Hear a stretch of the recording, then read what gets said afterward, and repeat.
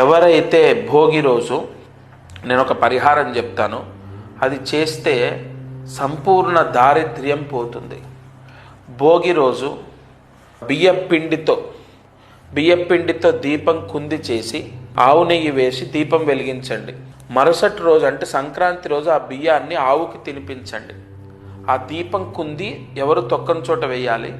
ఆ బియ్యం 2 పిరికెళ్ళు అంటే బాగా, ఇప్పుడు నా పిరికెడు అంటే నాది పెద్దగా ఉంది, మీకు లెక్క చెప్పాలంటే 2 మంచినీళ్ళ గ్లాసులు లేదా ఒక పావు కిలో కాదు అరకిలో అనుకోండి.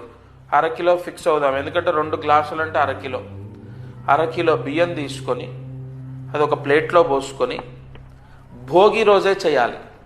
భోగి రోజు మధ్యాహ్నం 12:30 లోపు చేయాలి. ఈ దీపము భోగి యోగాన్ని, సర్వభాగ్య భోగ యోగాన్ని ప్రసాదిస్తుంది. ఎందుకంటే బుధవారం, అందులో విశేష నక్షత్రంలో ఈ భోగి రావడం, రవి సంక్రమణ మహాముహూర్త ఛాయాయోగం అంటారు. ఆ ప్లేట్లో బియ్యం పోసుకొని దానిపైన ఇది బియ్యపిండితో చేసిన కుందిలో ఆవు నెయ్యి 3 ఒత్తులు ఒక ఒత్తిగా చేసి దీపం, ఆ రోజంతా దీపం మీ పూజా మందిరంలో భోగి దీపం వెలగాలి. సర్వ అష్ట దరిద్ర దోషాలు, సకల పీడలు పోతాయి.